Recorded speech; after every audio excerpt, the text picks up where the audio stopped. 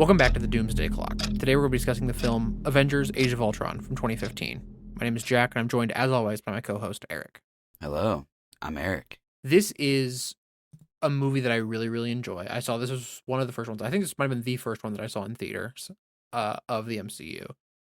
And so coming back to this, I was nervous because I know the general sentiment on this movie, and I know my heart on this movie, and I know my brain on this movie. So, how many times have you seen this before today? I think this one maybe twice. Okay. The first time was like forever ago, and then I did watch it like around the time my family did again, and then this time. So yeah, I guess like 3. I don't know if I actually fully finished it though the first time I watched it. I'm very excited to get into what we each think about this movie. I'm very interested to start talking about it. But before we do that, we do have to play our game. Last week you won, and I truthfully have no idea on both budget and box office. So I think it's gonna be more fun to guess box office. So that one's always just like more exciting. I feel like the box office. I think so. I think budget usually goes around the same amount. Mm-hmm. How much did this movie make? I think budget will be more exciting once we get to the later ones where post Endgame. Where it really balloons and then comes back down, and because Mm-hmm. I'll be real, I have no idea the budget on any of the shows. Yeah. So to me, that's also exciting. Oh, I Well, how probably much should did be this movie guessing. make? Okay, I'm gonna not go with my gut. I'm gonna go up from what I thought. No, there's no way. There's actually just no way. I'm trying to remember. I'm trying to think of all the previous box office things we've done. All right, so I said 1.4 billion, and Eric said 850 million. So we're very much spread out on this one. I can't remember if this one beat 1 billion or not. I'm trying to type so quietly because my mic's being weird, but this movie made. I'm just the greatest to ever do it. $1.405 billion, baby. Right on the money. I almost said one. I initially said 1.4, then I changed it to 1.6, and I put it back to 1.4, and it is exactly 1.4. So, I'm trying to be careful going over the billion mark. Yeah. So that's why I was like, I'm gonna be a little bit more. I'm gonna take it down a little bit because I was gonna do 1 billion, just a flat billion. It's very funny to me how many of these broke $1 billion, and it's just like it's almost seemed like it's like, oh, that's normal for these. Yeah. Now at this point. Well, I mean, this one makes sense because I mean it's after Avengers 1. Yeah. Everybody kind of is already locked in a little bit. Yeah, it's a big team up movie. Mm-hmm. So I'll go ahead and start with what I think about this movie. I'm gonna be honest. This first review is gonna be really short because I want to talk about it more in detail, both throughout this podcast and at the end. But I really, really like this movie. I don't think that it's great. I think that it falters a lot. I think there's a lot of stuff that doesn't work within the writing. I think that the weakest part of this movie is some of the character writing. And then on the inverse, some of the strongest part of the movie is also character writing. I think that it goes back and forth quite often. I think that it's just a very mixed bag of good and bad, and I wish that it was better because I see a lot of potential in these characters, in this movie, in this villain, and I really, really like it. I do. I love watching it. I have a great time watching it, but I just think that it could be so much better, and I think that's very rough to me personally, someone who really liked this movie. But the highs are so high, but some of the lows are pretty low. So yeah, that's my thoughts. Being unbelievably vague and probably unhelpful. Eric, what are you thinking? Well, I'll just start like I always do, just like being like, oh, back on the day. This is what I used to really not like this movie very much. I used to think it was really boring, so that was kind of my issue with it, which it's not very boring. I still don't really like this movie all that much. For me, it's just kind of fine. I don't think this is a spoiler, just to say I straight up do not like the writing in a lot of these scenes. Mm-hmm. I think Joss Whedon kind of gets lost in his his sauce. Is he a weirdo? Is he like a director weirdo? I think so. Let me look. That's what I thought. I thought he had like allegations or something, but I don't know if it was like because there's degrees to it. You know what I mean? There's levels to it. Yeah. Has faced multiple severe allegations of on-set misconduct, bullying, and abusive behavior, primarily surfacing between 2020 and 2022 from actors on Justice League and Buffy the Vampire Slayer. Okay. Yeah, I mean, he's not the best writer in my opinion. I think he fit his own style a lot more in Avengers 1. Um, but I mean, it's not a bad movie. There's some really cool concepts in it, and I got issues with Ultron as a villain. Surprise, surprise. That's not a spoiler. Um, but I mean, he's pretty conceptually. He's really cool. I'll just say that. Yeah.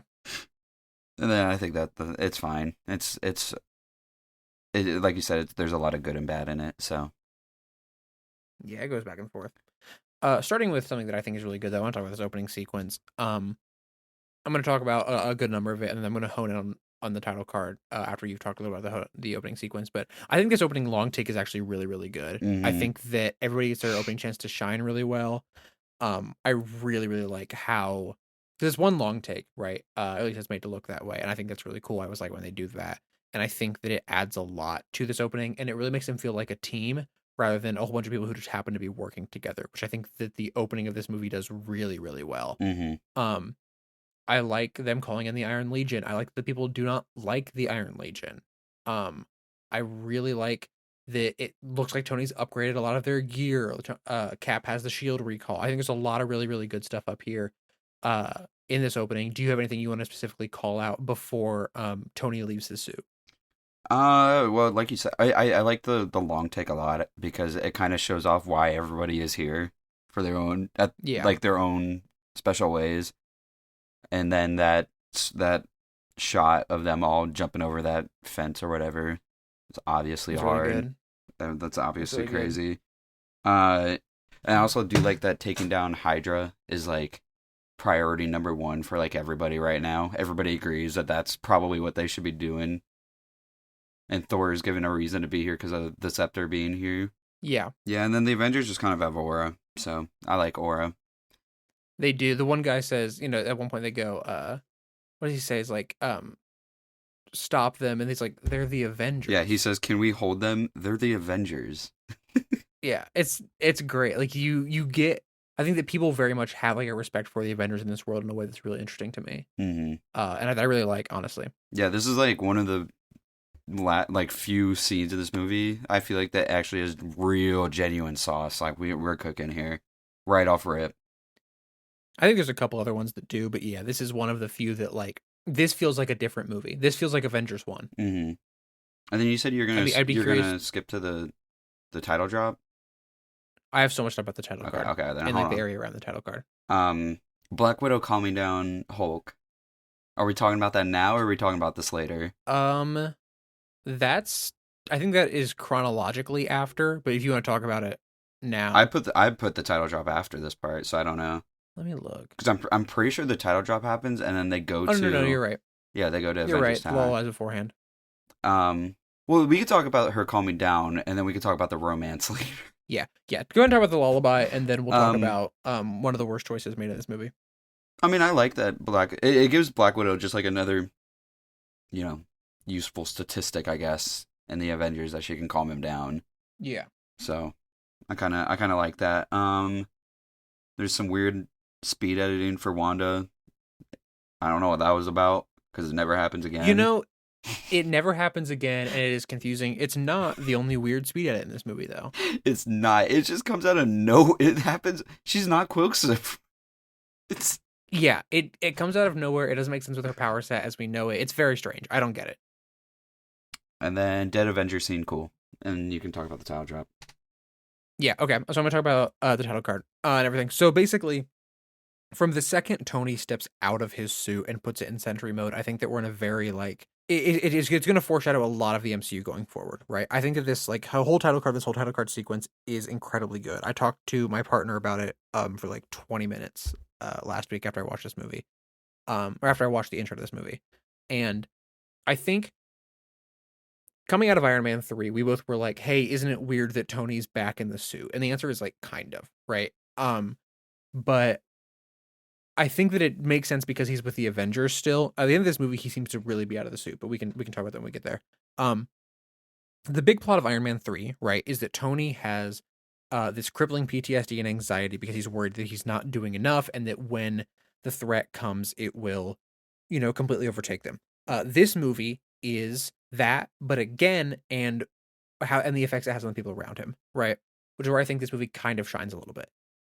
So this whole vision is why this entire movie happens and why so many movies going forward happen. This is perhaps the most consequential scene in the MCU for a very long time. And I find that incredibly interesting because on the surface, it's not, it feels like it just sets up this movie when in reality it sets up like everything else, right? So if you take everything from Iron Man 3 and you take the ending of Avengers 1 and then you put that Tony at the end of Iron Man 3 where he's like, "No, I've done it. Like I've overcome my demons. We create our own demons. I've overcome them. You know, I've come out of my chrysalis. I've turned into this beautiful butterfly." He then sees the exact thing he was scared of happening, but again, he steps in here. The Leviathans, I think is what they're called, are in the sky, and this is why everything happens. This is why I'm going to bleep this. This is why happens. It doesn't happen without this vision right here. And I'm going to talk about that in that movie. But straight up, I love so much about this scene because this is Tony's character going forward is based off of this scene, which I do have a little bit of complaint. Feels like a bit of a regression past Iron Man 3. Not past, that's not the right word, but it feels like a little bit of regression before Iron Man 3. But I think if you want Tony in these movies, which obviously you do because he's a very successful character, Robert Downey Jr. is a very good actor, you need this going forward, right? But what I also really love about the scene is the fact that Wanda does not see this coming, right? Wanda puts this in his head and she's like, we're going to see his greatest fear. And Tony's greatest fear isn't anything that has to do with his billionaire status, is anything that has to do really with him as a person, and like the public persona that he puts on, right? His biggest fear is the fact that he will completely fail and that everything will fall apart. And it will be his fault because he didn't do enough, right? And that's incredibly interesting. And it's a shame that genuinely this is the most interesting scene for this idea. And we don't really get this going forward. But this right here is awesome. And then he goes to take the scepter, right? This is the best title card drop in probably the entire MCU, right? Oh, Tony's strongest armor yet, right? The Mark 43, his genius takes the scepter from Hydra, metaphorically plucking Ultron out of Hydra's hands and into his hands, right? But even through that, he cannot resist, all of his genius cannot resist taking Hydra or taking Ultron from Hydra, right? And then as soon as he takes the scepter, Ultron is completely inevitable. It will happen. Civil War is inevitable. All of this stuff, right? And then in the title card, you get the Avengers because they're already here and they are overtaken by the Ultron lettering, right? Because Ultron will overtake them. And it also, those letters of Ultron split the words Avengers apart because this is the last true Avengers movie with this team, right? Because after this movie, they all split apart going forward. Is this me looking way too deep into this title card? Maybe. But I find this title card incredibly interesting. The Avengers theme does not play. We get a little bit of a riff, and then you get Ultron's theme, and it comes in and it's powerful and it's overtaking everything, right? Do I think that this movie earns that? With this scene, yes. With everything going forward, not as much. But I think that this scene does more for Tony's character than the rest of this movie does. I don't really love Tony's character in this movie because I think it feels very regressive from the end of Iron Man 3 in a way that is, frankly, as a fan of Tony Stark, frustrating, right? I really like Iron Man. I think he's a very interesting character when he's done well, and I will talk about him in Civil War because once again, we'll get there. This movie, I think this is the best written scene for Tony in this movie because this right here is everything in his entire arc, and he's once again challenged in the same way he was challenged in Iron Man 3, and I really like it, and I think that this scene is a big reason of why I like this movie. Anyway, that's my 7-minute rant about the title card of this movie. I was just gonna say I don't really like the title drop. That's really funny. For me, it just came out of nowhere. It's so awesome. That's part of it. Part of it is that it comes out of nowhere because by all accounts, Ultron comes out of nowhere because they're safe and they're secure, and then Ultron appears. Yeah, I'm not reading into all that. It just kind of comes out as an editing choice for me because I was locked into the Tony hallucination scene and whatever, and I thought there was gonna be more. And he grabs a scepter, and then it just cuts the title card. I love it.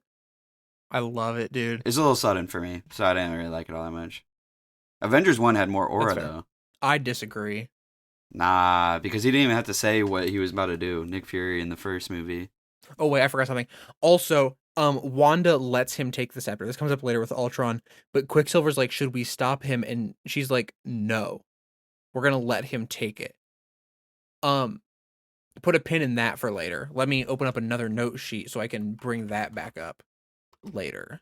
I will also say, do I genuinely think Joss Whedon was cooking all that when he wrote that scene though? No, I don't. But art is what you get out of it. So I respect this. I respect it. Yeah. Am I reading too much into a scene where Tony pulls out and like it's very cool that his like gauntlet basically, which also, hey, you want foreshadowing? His gauntlet comes to him and he pulls Ultron from Hydra, like, and he pulls the scepter away. That's not like I'm reading into it 100%, but I just find it very interesting how much it really does pay off later. You want to talk about the now that I'm done with my whole spiel? You want to talk about the return to the tower?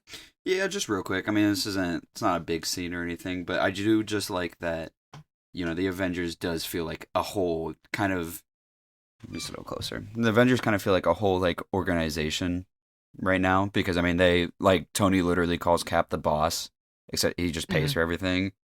Um I like that once they get back, they all kind of go their own way just to finish off their, whatever all they got to do. Um He's fast and she's weird is actually a good drop for both Pietro and Wanda from It's also Hill. I think it's a really good line for the audience as well. Of Hmm. like just put it in a few words and like you can kind of figure it out, but if you haven't figured it out, he's fast and she's weird. Yeah, and then I do like that, like I said, it feels like they've been working together for a while now. So it's kind of cool to see what they have turned into. Yeah. Um, I really like they feel like a good full team in this hmm movie and I really like that. yeah. And then yeah, Tony's character makes sense, I guess, for why he would want to make Ultron. Like all that whole nightmare sequence of biggest fear. But like genuinely, bro, why would you leave? Why would you leave an AI to develop itself? What are we cooking? What are we It doing? Yeah, I think I have a lot of problems with Tony's character and how he's written in this movie, and I think this is the first one where they make Tony into Project Insight. Like, I think part of the issues of this movie is it's just doing Winter Soldier, but again, for like this opening bit, yeah, even Banner says Cold World Tony because Tony's like, I see a suit of armor around the world, like keeping watch, and I think that it's a very much a weird place to take Tony's character Hmm. after Iron Man 3, where it was like, I don't need a whole bunch of suits of armor. It's just funny to me that Tony, like the super genius, knows he's messing with AI right now, a powerful AI from the Scepter, and Yeah. he's like, and Jarvis is like, I'll take it from here. He goes, oh okay, just leaves. Also, yeah, it's weird. Can we talk about how cool it is the fact that like the Infinity Stones are like kind of alive and thinking? Like Yeah. especially like this is the mind. I guess Hmm. spoilers. This is the Mind Stone. The idea that it's like alive and thinking and aware is so That cool. that is really, especially for because I'm not sure about the other Infinity Stones, but this one specifically because it's the Mind Stone being like its own Yeah. brain is actually really sick. I like that a lot. I also once again I think that the opening of this movie gets Bruce Banner pretty right. I like that he's like feeling tortured about being the Hulk. Um, but also this part where him and Tony are like you can tell that they've been working together. Like they know how each other think and that kind of stuff. That's awesome. I really really like that. Oh yeah, we didn't even talk about uh uh Clint getting shot. Yeah. So I think we can just talk about all the Clint stuff now. Um this movie sets him up to die like no Like one has ever been set immediately. up to die Hmm. ever. It happens over and over and over and over again. I They yeah, really really make you think he's going to die. I actually really like that Yeah. I think it's good. I think it's well done. because they also do it with a different character later on, and so then it makes you feel like, oh, okay, well, it's probably one or the other then. Yes. Actually, I actually, Hawkeye is like, he kind of carries this movie a little bit for me. It's funny that like when Natasha says like pretending to be this guy really brings the team together. He really is like the emotional core of this movie. Hmm. And like we'll get to it in like the farmhouse scene, but like he is very much the core of this movie in a way that's really funny considering that he's borderline not on the team in Avengers 1 Hmm. until like the last 30 minutes. Yeah, no, he like hardcore carries. I almost had to download the Jeremy Renner app, but Dude, it unfortunately, oh, do you not know? yeah, no, I know it's not around no more. It's sad. It's it's a loss for all of us. If only. I miss it. I just want to call out a really cool shot of like the trying to create Ultron montage. The camera like doesn't stop moving and like the things in camera are all changing and like fading around. I like it when that happens. I think it looks cool. Hmm. So let's talk about we'll talk about Ultron's birth in a second. Because we'll talk about all of Ultron's birth in a second. But so let's talk about this party scene. Yeah, party. This party seems fun. I like this scene. I like it. It's a good scene. Hmm. It's a almost entirely well written scene. There's only one little bit that I don't like. Because it's just this movie does get a like Joss Whedon can sometimes lock in with his character interactions, and this is one of them. Yes, I think Um. he's pretty good at writing characters Hmm. for the most part. I do think it's kind of funny. So Cap kind of mentions that he wouldn't be able to afford to live in Brooklyn. Yeah. Do they not pay him? Is he not getting paid? You know, it's really unclear. Okay. It's never really said. Um, I would hope so, I but would Shield hope doesn't for exist anymore. for what he's doing. Come on, man. Also, Sam shows up. By the way, he's talking Hmm. to Sam in this scene. Yeah, and they mentioned We'll Bucky. we'll come back there. Yeah. So I made a little bit of a list of like things that this movie sets up. I really like that Sam isn't here because he's trying to find Bucky. Hmm. That's cool. And then Thor says Jane is better. She is not. She's not. My girlfriend who just laid there on the ground for most of the movie that she was in. Yeah, literally. Stanley getting Hi, drunk Stan. is actually a very good cameo. I really like it. I think my favorite cameo so far is still I thought he'd be taller, but this is up there for sure. I think this is my favorite right now, probably until Guardians 2. That's fair. Um, so before we talk about the hammer scene, because obviously, Yeah. this is where the Bruce Banner and Natasha. Why are Banner and Natasha flirting? Why are they? It's so weird. It's so weird. Here's the thing. Okay. These two have chemistry because they're both very good at what they do. I was about to say The they're writing is really bad and it's a terrible choice. they're both incredibly hot. Do not get me wrong. However, Oh my gosh. yeah, no, it's very weird. It comes out of nowhere. It comes out of nowhere. It's very weird. I don't like a lot of we'll get to a specific line that I think is really bad later. I don't know why they made this choice and I don't like it. And I know that we're not breaking any new ground here by saying that this romance is bad, but this romance is bad, guys. Mm-hmm. Yeah, and like I said, I know I like that it feels like we don't explicitly see how long they've been working as a team, and I actually like seeing like changes happen off screen that are reasonable. Yeah. There was no connection here, like at all. The only connection is that she went and found him. Yeah. And that's it. Yeah. And like I don't think that's good enough. It's not. It's not for me, at least. So can I ask you a question? Yeah. Choose your fighter. Iron Man 1, Pepper and Tony, or Age of Ultron, Banner and Natasha. Can I kill myself or no? No, we're gonna say Jar Jar Binks rules. You can't kill yourself. Probably Iron Man 1 because they don't get together at the end. Well, they don't get together in this. Oh, spoiler. That's actually hard. This one's pretty bad though. This one's very bad. This one, at least they're trying to be way too explicit in this one. This is like the 50 Shades of Grey to Iron Man 1's kissing booth. You know what I'm saying? Do you get what I do? Yeah. Okay. I what's stupid is I get exactly what you're saying. So I think I'm taking the kissing booth in this instance. So I am pulling up Bruce Banner x Natasha Romanoff on AO3. Oh my gosh, there's only 720. People did not like this. What about Hulk? Hulk and Natasha. I think he's tagged as Bruce Banner / Hulk, I would guess. Mm. Well, maybe not. Oh, there's only 27 that are tagged Hulk, Natasha. Dang. Straight couples are not it, I guess. I don't know. Straight couples are not it in fan fiction, but also this pairing, man. Yeah. Oh, this is and, not slash. Wait a minute. Slash. Oh, there's 3,000. Okay. Not bad. Yeah. Not bad. No, it's not very good, but not bad. It's on the lower end of things for sure. Yeah. But at the end of this project, we'll rank every single good ship. I'm so down. All right, you want to talk about the hammer? Yeah, hammer scene's very cool. It's very fun. This is like the most fun scene like in the regular MCU. I'm not including Guardians, you know. This makes them feel like teammates and like friends Yeah. in a way that like nothing else in these movies does. Hmm. And Like, of course, my goat can lift it a little bit. do you think he could fully lift it right here, right I, now? it's hard because I don't. In my heart of heart, I want to say yes, but like if we think about it, does he like with the Bucky stuff? That's the thing. I don't think he's worthy because of all the Bucky stuff that's still weighing on him. He hasn't come out to Bucky yet. Mm-hmm.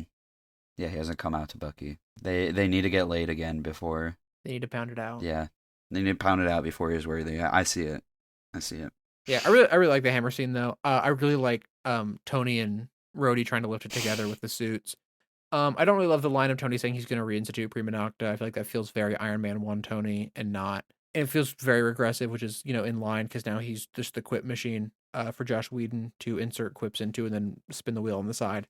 Um, I like this is a very weird thing, a very weird little thing. Hawkeye is like lounging back on the couch and like spinning chopsticks in his hand or something. Like it's like And it just like drumsticks. yeah, and he just looks like he's just chilling. Like the way that they all are like sitting makes them feel like they're all just like they weren't. It doesn't feel like they were like placed there by somebody who's like blocking the scene. It feels Mm-hmm. like they were just like all sitting where they want to. That's why I Also, don't mind the Prima Nocta thing because it feels like they're just like a group of friends hanging out doing this as a dare. yeah, yeah. Thor's face falling when Cap shifts the hammer slightly Mm-hmm. is so funny. Like Yeah. we'll get to Chris Hemsworth's comedy chops here soon. That is it's such a good Yeah. joke. Okay. Well, then how about this? If Thor could lift the hammer here, or not Thor, Cap, do you think he would have, or do you think he would have known that it would have pissed Thor off too much? I don't think he would have. But I don't think he could have right now. Mm-hmm. I think that the Bucky stuff is weighing him down. Yeah, I would agree. But if he could have, he doesn't though. Well, what's the Bucky? Because like, does he know everything about Bucky right now, I think or is it too much a burden I on think his it's soul? I think it's the burden on his soul that he thinks he failed Bucky. He's like all that kind of stuff. And it's the question is, does he know end of Civil War? That's what I'm saying. That's what, like. I don't know if he knows everything right now. Yeah. This is a Chekhov's gun though. It is. It is actually a crazy one Also, too. we got Chekhov's Veronica. Tony mentions Veronica earlier. I don't even remember who So that Ultron's is. introduction. Oh, Um, okay, yeah. No, he I got you. he gets so Ultron gets bornded, and the way that okay, the opening of this movie sets up Jarvis as so incredibly advanced from like running the Iron Legion to like doing the test for Ultron, all that kind of stuff, and then Ultron just like pieces him up in his opening, and that's a very very good way of like setting up how much of a threat is when it comes to technology for Ultron. I really like the Ultron being born scene where he's like, "What is this?" Like, and then he's like going through like the files and like going through the internet and like finding everything out. That's cool. I like that. Hmm. And then he comes out and has so much aura, He does. and he's like, "How could you be worthy? You're all killers." And you're like, "Oh, we're like going at it, you know." So I'm gonna talk about this scene a little bit, and then I'll let you talk about the scene if you don't mind. Yeah, you good. A couple of things that I do like about this scene. I like Tony outside of the suit still like grabbing onto him. That feels very post Iron Man 3 Tony, where he's like, "No, I'm Iron Man even without the suit." I like that. This is a solid action scene. I like Ultron not killing Helen, like actively making the choice not to kill Helen.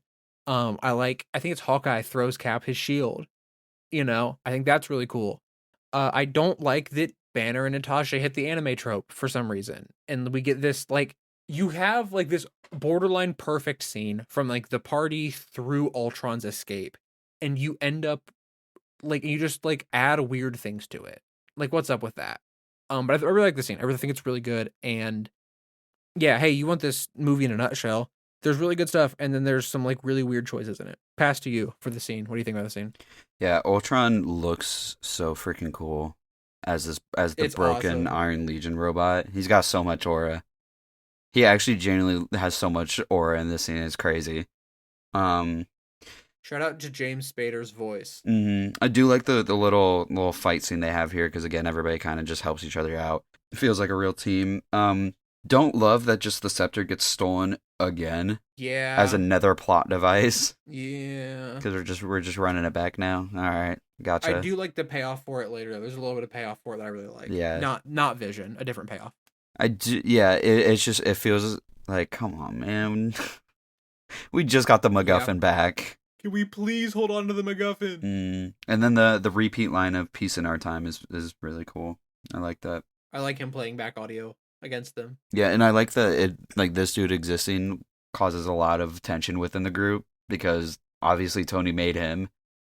Um, but then he explains why, and he name drops Endgame, which is cool. So He does. That up there, that's the end game. That's on my list as well of like things that I don't know if on purpose were foreshadowed, but yeah, we'll lose, then we'll do that together too, because obviously Cap my goat, and that's all I gotta yep. say. Yeah, I like the quote unquote breakup scene where they're all mad at each other. I don't know why Tony laughs here. I don't look. I'm a Tony Stark fan, so I'm like, why did he do the bad thing? I don't think that the laugh feels fully in character. I think that him being more jovial and jokey about it would feel in character, but I think like the straight up laugh doesn't really feel in character. Mm, That being said, I do like Banner going no, nope about him laughing. I think that's really funny. yeah. Also, at one point, Natasha says that like Ultron knows more about us than we know about each other, and it cuts to Clint, and he looks so scared, Mm-hmm. and that's a setup and payoff that you really don't get the first time around. I really like that. Then we cut to the church scene that I at least want to mention. I really like this. I like that this is kind of like Ultron's mantra and recruitment speech. He's shot like Doctor Doom is for some reason in this, with like the from behind, and you can like see like the metal. Um, which I thought was just a little bit funny. I say shot like Doctor Doom. He shot like I would presume like you kind of see like Doctor Doom aura shots. We have not seen footage of Doctor Doom as of the recording of this podcast. Um, as much as as much as I think that the joke of him being like people create smaller people, children, lost the word.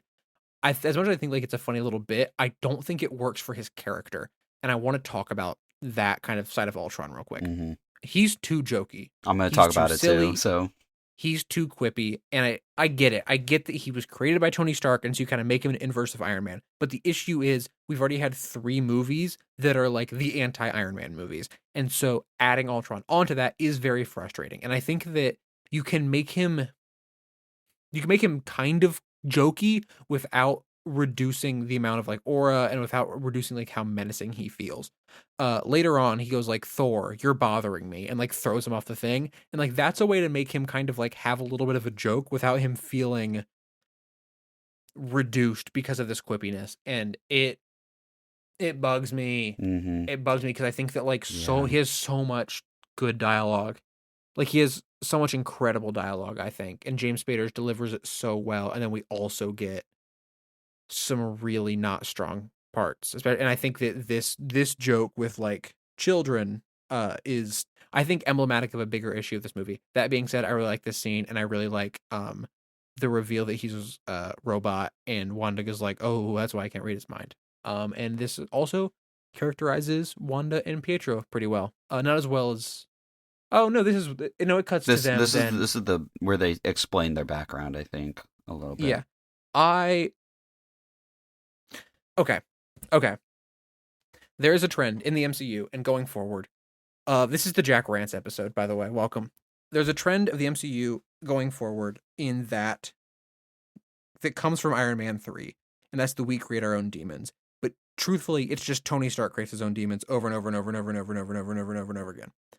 And I get why Pietro and Wanda are like, oh, like Tony Stark's bombs were bombing us, all this kind of stuff. I don't think you needed to give them a personal connection to Stark just because it's going to come up so often later. And I know that all the things of it coming up later weren't planned, and so it's actually fine. But it's the kind of thing where, to me, you make Ultron hate Stark, and then you give the twins a reason to hate some of the other ones. And then it feels more like an Avengers versus this like other team of villains, right? And I know they don't say villains for long, but instead of it being like the Avengers are all mad at Tony and these guys are all mad at Tony, but like the Avengers have to work together. And I don't know. It feels like a weird. I know why they did it, but to me, with how much we have going forward of like Tony Stark and people who hate Tony Stark being the villains of movies, it bugs me. That being said, I really like their. I think that Aaron Taylor Johnson and Elizabeth Olsen do very well in this scene, and I really like their performance in them talking about their past. I think it's a very good directorial restraint to not cut to anything and just to let them tell the story flat out. And I like Ultron being like, I used to wonder why you two survived, and now I don't. I think that's a good bit of characterization. Yeah, I'm not going to talk too much about the scene because I don't need to reiterate some stuff. I'll talk about Ultron, my issues with Ultron later on when we get to the boat here in a minute. But yeah, with Wanda and Pietro's backstory though, it is crazy because you think back to Iron Man 3 and the fire guy. I don't remember his name. Another episode, Killian. yeah, Killian. His villain origin story is Tony didn't meet him on a roof, and Wanda and Pietro's parents were killed by Tony Stark bombs, and they get over it by the end of this movie. Yeah. This feel if yeah, I don't know. Pietro and Wanda are better than me, I guess. I don't know. I think it gives them too much of a reason to hate Tony. Yeah. For them to just get over it. Yeah, to just get over it and be. They're not like friends because they're not like on. They're not. I don't actually know if they interact too much with each other and going on. They do a little bit in Civil War. Yeah. But like, I don't know. It's just, I think it's a weird choice. Yeah. It feels like too extreme of an action to just get over, Yeah. I will say though, I do apart from that, I do really like Wanda and Pietro. No, yeah, I think the backstory conceptually is really cool. It's just when you think about it moving forward, I don't love it a ton, but I do like them as characters a lot. I will say though, to be fair to this movie, I think it's a hard thing to be like, to criticize it for like, it's fine in this movie, but going forward, it feels redundant because obviously they didn't know.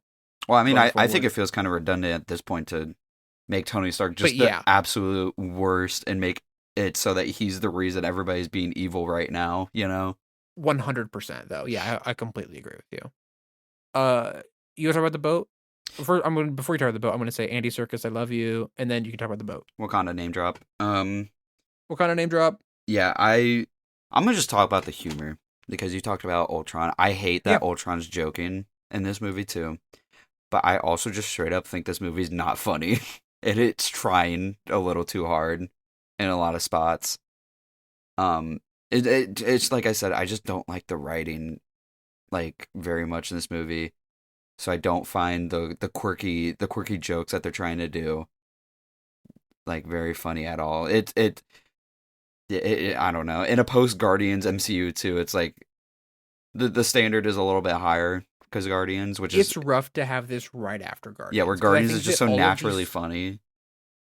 All these quips are fine until you put them in the context of Guardians is just doing it better in the movie before this. Yeah, and the thing is like they're not losing aura on Guardians because of their jokes. You know what I mean? Yeah, they still got their swag, but in this movie, Ultron is not a character I want to see joking around, talking about breaking an omelet. You know what I mean? I think that's like the one that I'm okay with because it's in front of them and it's like he's trying to one up Tony. But even then, I think if you cut it, the movie loses nothing. Yeah. Or when he cuts that guy's arm off and he's like, "Ooh, that looks like it would hurt. Ooh, ow. Ooh, I'm sorry." Yeah. Yeah, that's bad. I don't know why they did that. Also, I got a question. So, Tony's suit still operates without Jarvis right now? Because I know they explain it with Jarvis later, but like, I thought that was kind of interesting because I didn't think Tony. Well, obviously he's Tony Stark. At this point, we know he's more than just a suit. Yeah, I don't know why they didn't give him Friday earlier in the movie. Yeah. Thor and Cap got the coolest duo moves, by the way. They got the coolest team ups. 100%. Yes. We didn't talk about it in the opening when they line up. Yeah, they just always be like, it's just because they got the hammer and the shield. Like, Wanda's OP, but like obviously everybody knows that. And I like that Barton doesn't. Menace. Yeah, and I like that Barton doesn't. He like immediately clocks that Wanda's trying to do something, so he stops her. Yeah. And then I think the hallucination scenes are cool and tells a lot for the characters. You can talk more about them because I literally just have the hallucination scenes got sauce. That's all I have. Okay, I'll talk about them in a little bit. I I wrote down, I forgot to mention this with my Ultron stuff. I get making Ultron a Stark foil, but I don't like it. I think that kind of like sums up both of our thoughts on it, where it's like, I understand what they were trying to go for, I just don't like it. Um, I think the Mark 43, which is the Iron Man suit in this movie, is peak. I love the design of it so much. Um, okay, so let's talk about. Oh wait, just a second. And Black Widow in this has like blue accent lights on her suit that glow in the dark, and it makes for a very cool little bit where it's very dark, but you can like see her, and I like that. Um, talk about the visions a little bit. I don't really have a ton to say about the visions. I like Caps a lot. I like that he calls him God's righteous man who thought he could live without a war. If I'm Cap, I'm shutting up. Mm-hmm. Um, Clocked. he he ate with that one. I think it really sets up Cap's arc going forward. We'll come back to that. In this movie, we'll come back to that. We're gonna say come back to that a lot because this movie loves setting up other things. And we will get to that. Um, I love that Thor is like she tried to mess with my mind, but I am mighty, and just immediately succumbs to it. I think that's a very fun little bit of Thor ego. I like the visions for the most part. I think that they all have like an air of like spookiness to them that I really like. Like it doesn't go like horror, obviously, but like um Natasha's is very like off-putting. I think Thor's is more directly like ooh, and then Cap's is very like liminal is not the right word, but it's the only word that comes to mind when everybody just vanishes. Mm-hmm. I think it really sets up where Cap's at as a character in a way that I really like. I think Thor's is fine. I think that His Thor's is the exists lamest. only his is the lamest of them, which is rough because I think that there's a lot of potential there. But I don't think that they really knew what they wanted to do with Thor at this point in the MCU, and that is evident from the next movie. With the next movie with Thor in it. But yeah, I think the visions are fine. But I do really, really like Wanda being like, no, I want to finish the mission. I want the Hulk. Like, I want to go after the big one. Like, I want to do this. I want to, Ultron says you'll tear them apart from the inside, and she's like, no, this is what I want. I think the visions are good, but they're nothing life changing. Yeah, I like Natasha's to a point, which I'm going to Yeah. talk about later. Is the next movie Thor's in though Ragnarok, or is that Yes. okay? All right, just putting that out there. Yep. They did Um, not know what to do with him, bro. yeah, yeah, that's why they gave him a little break. You want to talk about the Hulkbuster? It looked cool. A lot of I people love the die. A Hulkbuster. lot of people die in this. They have to. There's no way. Yes. I This is such like a specific thing. I love that Tony's priority is getting the Hulk away from civilians. Mm-hmm. It's something about that like the Hulkbuster is not designed to kill the Hulk. They cannot kill the Hulk. The first act of Chekhov's Veronica, is to contain the Hulk in a box so that Tony can get down on the ground with the Hulkbuster. Mm-hmm. That's good storytelling. That's cool. I like that a lot. Um, I have more to say. I like the scene. I really like the Hulkbuster scene. A lot of people die. I think it's a really, really good way to like set up him leaving at the end of this movie. Spoilers. But yeah, I think it's good. I like it. I like the action. I like when when the Hulk spits out a tooth and Tony goes, "I'm sorry." I think it's a joke that works That really is well one for of the me. few jokes in this movie that is pretty decent, actually. And I like the when he's like, that little witch is messing with your mind. You're smart. You're Banner. And he goes, ah, and he's like, oh yeah, try. Don't mention Banner. Uh, I think that sets up stuff for later that I really like. And in a way that I feel like adds to this movie and adds going forward. It looked cool. It looks so cool, dude. The fact that like, dude, okay. I'll talk about it. The arm popping off and him being like, Veronica, give me a hand, and it gives him an entire new arm on the suit. That's cool. Mm-hmm. It's so awesome. I love the Hulkbuster. I wish that it came back more. Yeah, it is really cool that he like playing around Hulk just ripping his limbs off. So he was like, all right. Yeah. Um, It's great. I also like that Banner helped design it. That's cool to me too. and then there is a Twitter cameo at the beginning of the fight scene. I don't know if you noticed that. I did not notice that, no. Yeah, because like Iron Man's trying to figure out where Hulk's at, so he's checking the internet, and Twitter pops up. Oh, nice. So people are live tweeting the Hulk being there. I really like him being like that's how they're gonna find him is like news keyword Hulk. Mm. I like that. So has anyone's death ever been as telegraphed as Hawkeye's? They are not subtle. They ain't even Dude, trying to be. yeah. Before we get to the farmhouse though, this is where we get the best Ultron line. Not maybe the best, but like the most aura one where he goes scream and your entire staff dies. Pretty cool. He's got it.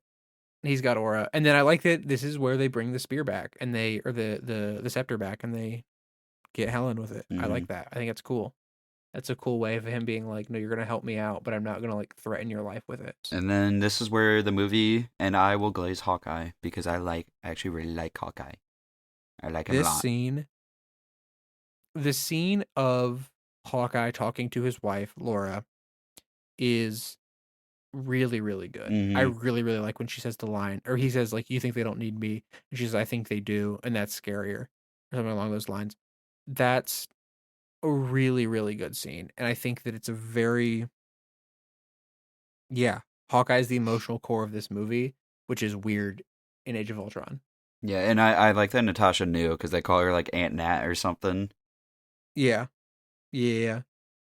Um, and then The this romance is comes I was back about to say though. this is where the romance comes back. We'll just skip past. We already talked about it.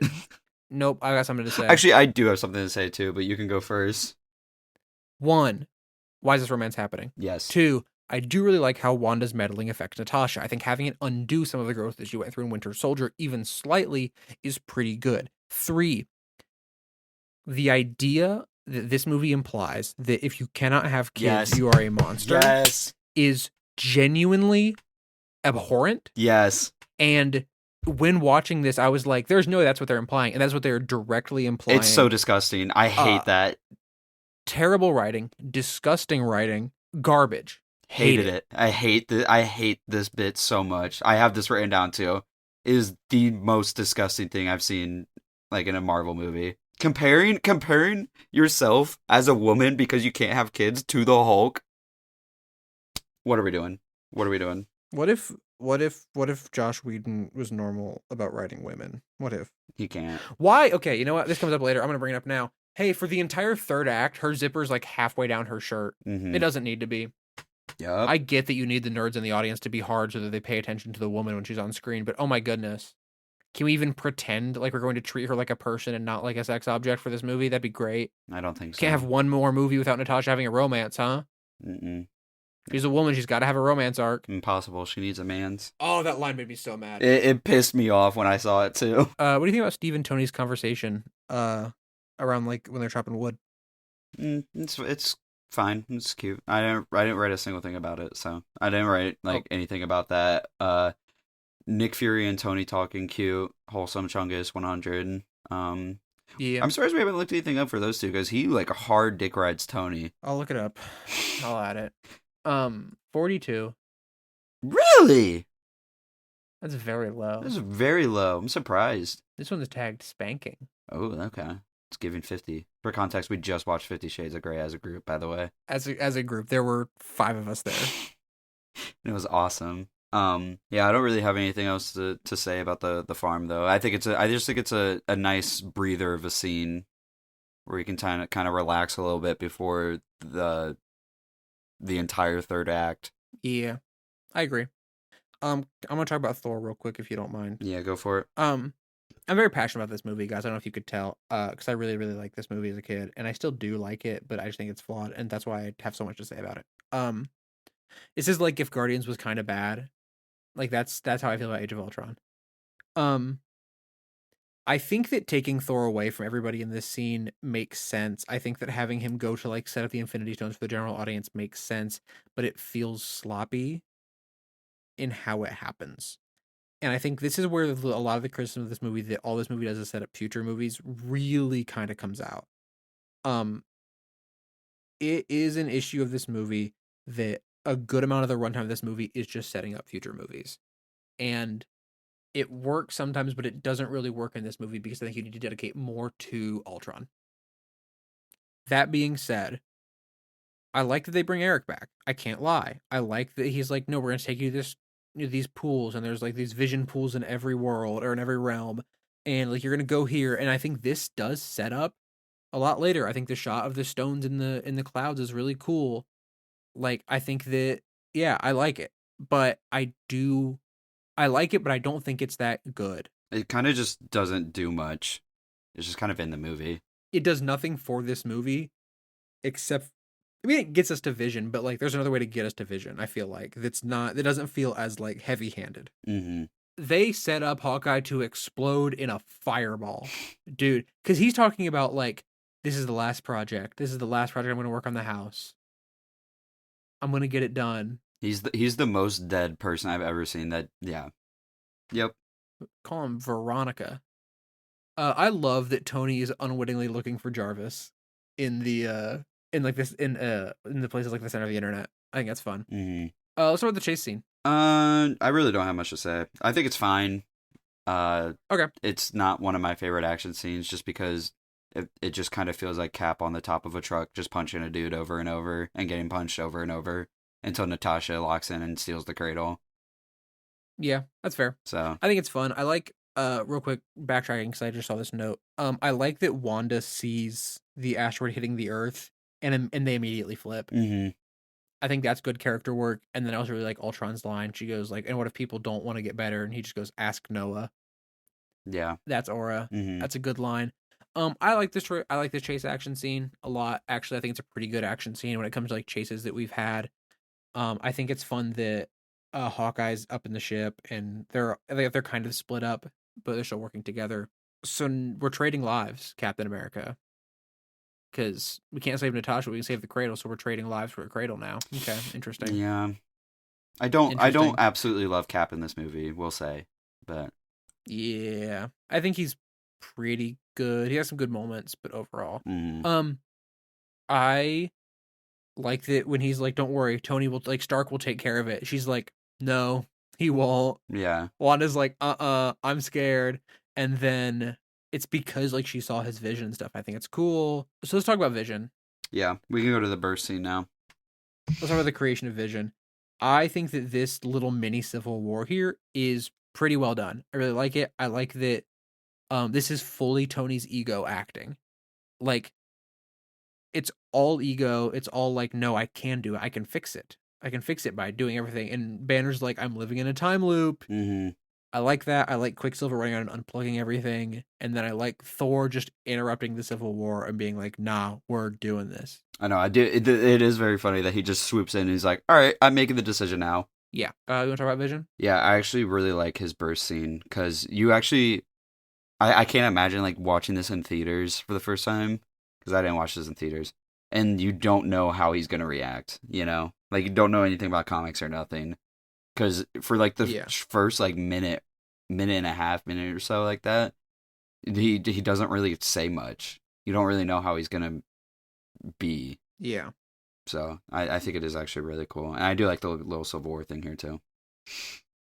Yeah, I think his birth scene's really cool. I like his speech. I like that he's like, I'm on the side of life. Like, I like that the Mind Stone isn't good or evil as we know it. It's on the side of creation, and I like that. I think it's a fun thing to do. Paul Bettany's voice is obviously perfect for this, and his performance is also very good. Mm-hmm. You know, they took him from a voice role to we're going to put you in a whole bunch of prosthetics and makeup, and he's still going to be good. And I like him a lot in this movie. I just have the note Gaga wrote a song about this, and then a note right under this parentheses bad romance and parentheses because so this is Chekhov's hammer then as Vision picks up the hammer and hands it to him. Mm-hmm. That's fun. Very cute. That's a fun little setup. Thor saying well done to Banner is the exact same energy as when he said space is fine to Darcy. Yeah. What do you think about Ultron's plan? I mean, in the third act. If he wanted to destroy a world, sure, this is a way to do it. He could also just get nuke codes, but I mean, they kind of explained that one, I guess. They did. They fully explain it. Yeah. Jarvis is stopping him. Sure. It seems like it seems like there's a lot more that he would have had to do to lift Sokovia into the sky, but I'm fine. It's okay. I can lizard brain. I think it's a fun comic booky, like third act that doesn't involve them just like fighting a whole bunch of people for no reason. Like they have to like protect it. Like they have to like protect the civilians, and then they have to like save or like guard the key from him so he can't flip it. I like that. Cap gives an absolute banger of a speech. He gives two in the third act, but this first one's really good. Yeah, I mean he's goated at speeches. We've been known. We've been known. I really like how much they prioritize civilians. Like if that's like their main concern is getting civilians to safety in this movie. I think that's it's a very cool thing, and I like that it makes them feel more like heroes than like they're fighting this guy. Mm-hmm. And that's interesting to me and fun to me. Um, I have quite a few notes about the third act. Do you have anything big you want to highlight before I can just go down my list? Let me look real quick. I mean, not really. I mean, I just got like this whole last bit is just there's a lot going on. Yeah. So I mean, I just got notes sprinkled throughout. I can't really do like a summary, I guess. Okay. I'll just start going through my notes, and then you can just fully interrupt me if you want to say something, or if you have something that like, oh no, wait, I thought about this. I really like most of the protest civilians, as I said. Barton's speech to Wanda, I think, is really, really good, and is the crux of a lot of this movie, of like what it means to be a hero for Clint, and I think that's really good. It means a lot to me personally. I think that it's a very good scene, and I think it works as like a very good cap on the redemption arc for Wanda and Pietro. This movie goes for.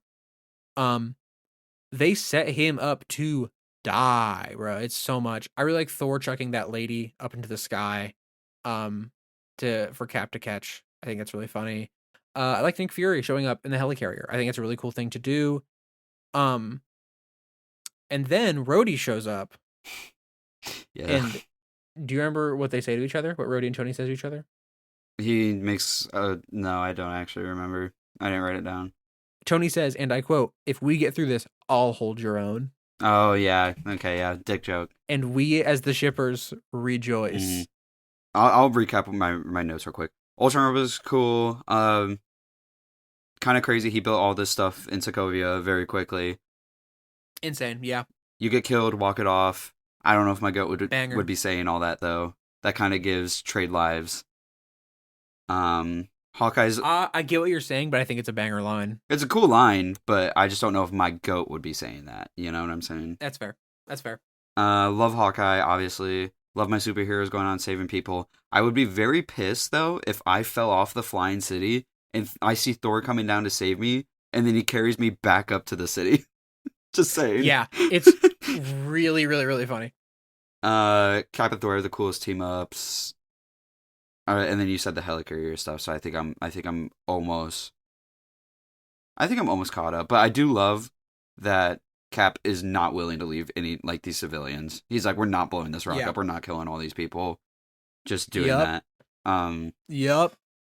And so is Vibranium just allowed to move anything? Dude, Vibranium is whatever the writers need it to be. Okay. Because they like explain the repulsors or whatever for Sokovia are Vibranium. Yeah, the Vibranium core is like has like repulsor stuff, and it's holding the whole thing together. Yeah, but then like how's it levitating? Repulsors. Vibranium repulsors? I guess. Okay. I don't know, man. I also love that Hulk just disappears for like most of this third act fight. Yeah. And I think we're about caught up here now. So you can continue if you want. I missed a couple things actually. Okay. I love when the Ultron bots start crawling out of the ground. That's awesome. Mm-hmm. It's kind of scary. That's cool. And then I really like Ultron's speech as the meteor rises, and I love that when he's like, all that's left living will be metal. And they put like an effect on his voice there. It's pretty cool. Yeah, okay. Well, where am I at? The circle shot of them all defending the key is really, really sick. I really like it. Yeah, the that money score shot's completely cool. falls out. It's all sound effects. That's cool. You get this whole team working together. And that's awesome. This is where I have that touch. So then they get down like very low on Ultron bots they're killing. They like three of them, they all beam the one, and then he gets punched into the sky. Why'd they stop shooting at him though? He was so close. I don't know. I don't know. I always wonder that when people stop shooting in movies like this, like it's working. I don't know why, but then Ultron starts doing like drive-bys. Mm-hmm. So let's talk about it. Oh yeah. They really, really, really make you think he's dead. Yeah, but I also like because throughout the movie they talk like Quicksilver also makes jokes about like dying, and he gets shot with a gun at one point, or it grazes him. Yeah. He also is relatively telegraphed. Hmm. So I kind of like that. It feels like, okay, well, one of these are gonna die most likely, Yeah. and so there becomes the moment where it's either Hawkeye or Quicksilver. Yeah. So Um, Cutting to Wanda first before Pietro is genius. mm, It's so good. And then she pure chaoses. It's great. I really, really like it. With that being said, I don't know how she saw that, but it's Wanda, so I'll yeah, excuse it. we're gonna shoot the fast guy. Literally, some Quicksilver. I don't. Okay. One, I forgot to mention a movie mistake. He's so fast in this movie. Mm-hmm. He's bullet time. He He's doing bullet genuinely, time yeah, stuff. he is. You're not going to. He pulls all of the guns, all the bullets out of Claw's gun in like a half a second. There's no way he got shot down. Yeah. I'm just saying, there's no way. Mm-hmm. Movie mistakes alert. Welcome to Jack's movie mistakes, where I point out mistakes in movies. When Quicksilver runs in and is warning all those people that they need to get out, when he runs in, all the CGI is fine. When he runs out, the guy in the back, I believe on the left, stumbles in fast motion. I didn't even notice that. That's a good pick. Because they sped up the scene. That's my nitpick of this movie. That's why this movie is unwatchable. 0 out of 10. Literally. The shot of Clint on the boat laying next to Pietro's body is really, really good. Mm-hmm. That's a really, really good shot. What do you think about Hulk leaving? I think it's kind of funny. He's like, he's on FaceTime with this girl, and he's like, you know what? As the Hulk, I'm leaving. And for those reasons, I'm out. It's funny. I think it's funny. I think it's very funny. I think it works pretty well. Earlier in the movie, they have Banner be like, when Banner rescues Natasha, he's like, let's run away. Let's just leave. That's not Banner. Mm-hmm. That does not feel in character for Banner at all to me. Well, I mean, he did though. But he did once Ultron is gone. No. I'm saying to me. His early on character. I get he changed, but yeah, that's true. His whole character was just on the move before Avengers. But Banner just to me doesn't feel like the kind of guy who's like, well, the world's ending. Just nothing run. I can do about it. No, I agree. Yeah. So Clint's kids are reading Diary of a Wimpy Kid when he gets home. I didn't pick that. Oh my god. It's awesome. Diary of a Wimpy Kid is canon now. Yippee! Greg Heffley. Let's talk about the Ultron Vision scene. Well done. What do you think about it? I mean, it's really well done all around. Ain't gonna lie.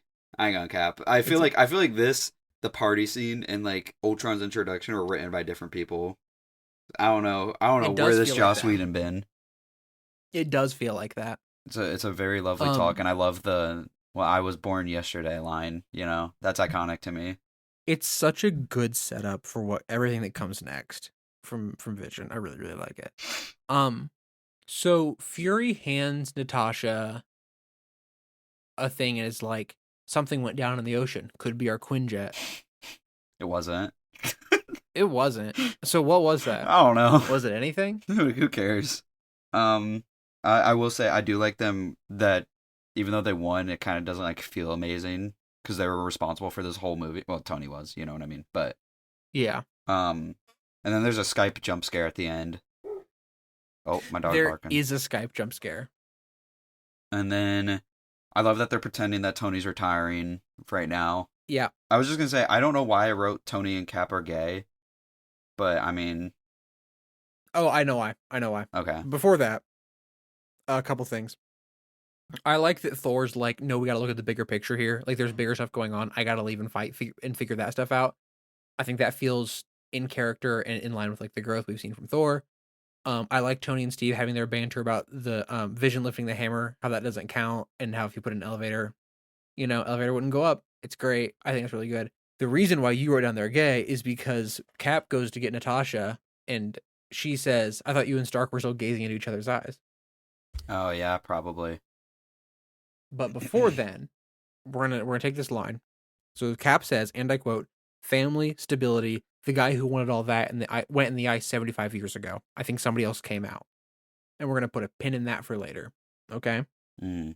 So I'm gonna look up Tony Stark slash. We'll save it I was actually. about to say, We'll save save the that for Civil Tony. War. We'll save Tony and Steve. So this team never comes back. Right? It's so funny they're setting up like the new Avengers. This team never comes back. For some reason, Wanda looks really off in this She scene. does. She looks very weird. Her fit tough, but her face is weird. Yeah, the fit is so tough. I do like it cutting before he says assemble. Well, yeah. Yeah. It's good. That's it for me. Post credit scene Infinity rating. Gauntlet. Rating, I don't know, 7, It's good. It's good. It's a fine post credit scene. 6. Yeah. 6, 7. One of the two. I think overall, the thing about this movie is I just wish that it was better, and I think that I keep coming back to that with all of my complaints about this movie. There's so many little things that make this movie weird and worse, and then there's bigger things that make this movie weird and worse. But at the same time, I don't think it's a bad movie. I think it's fine. I think it's kind of good at times. I think it's kind of bad at times. I think a common complaint about this movie is that it wastes a lot of its time setting up other movies. And I think that's not untrue, right? You get a lot of that. Thor leaves just to set up the fact that Infinity Stones exist. And I see the argument that it's like, oh, well, it's to birth Vision. And it's like, yeah, but it feels clunky and it feels like Infinity Stones. This is such a weird Avengers movie because it feels like all these characters are in vastly different places. Tony's arc is quote unquote done. Steve has just started to really get challenged. Natasha has gone through her arc. Clint, we don't know anything about going into this movie pretty much. Banner, they don't know Thor, they don't know what to do with. And Banner, I don't think they really know what to do with it either. And I think that makes this movie seem strange because all these characters are in such different spots that sometimes they don't really jive together. But when they do jive together, it works really, really well. The party scene we talk about, Ultron's introduction, all that kind of stuff. And I think overall, it's such a mixed bag, but also I love watching this movie. I have so much fun watching this movie. Um, and I really, really like it. I like the robots fighting. I like all that kind of stuff. It's Iron Man 3's third act all over again for me. Um, there's a lot I like about this movie. I didn't call out a lot of stuff that I really like about this movie. Because I was focusing more on the stuff that I'm like, this is weird and this seems bad. But I do like this movie, I promise. What I don't like is the color grading. I don't like the color grading in this movie. I know it's a really weird thing to call out, but I really don't like how this movie is color graded. So for me, I would say my opinion's not changed all that much. Because I still just think this movie feels very off to me. And like I said, I think a lot of it is just the writing. I don't find this movie funny, even though it is trying, with some of its dialogue and stuff. The characters, some of them are really cool. There's some really good character moments, but sometimes I'm like, I don't really know if this character would react in that way. And like you said with Tony earlier, feels a little regressive to certain things. I hate the monster thing with Black Widow. Hate that. Yeah, and then the action scenes are there's some cool bits in there and stuff like that. Like I like the team ups and seeing how the Avengers work together, but a lot of the fights just go into smashing robots and stuff like that, which is fine. My eyes just kind of just get bored of that one a little bit eventually, but conceptually I do like this movie. There's a lot of cool ideas in it. They just don't come together very well or show off, in my opinion. But yeah, it's got some cool scenes, cool ideas, but I think it's pretty rough when you look at it as a whole. So now we gotta rate it. You get to come up with a number. Well, I actually kind of struggled on Letterboxd because I wanted to just give this one mid, 2.5. Yeah. I could go slightly lower or slightly higher depending on the day. Honestly, I'm feeling a little slightly lower right now. I went slightly higher on Letterboxd just because conceptually I like the movie and some of the characters, and I know you're gonna go higher, so I'll start off with a light 5.5 for me, but I don't think 5.5 is ridiculous. If I'm personally, what did I give this movie on Letterboxd? Do you know off the top of your head? no, I don't. I didn't look. Let me look and see what I gave this movie.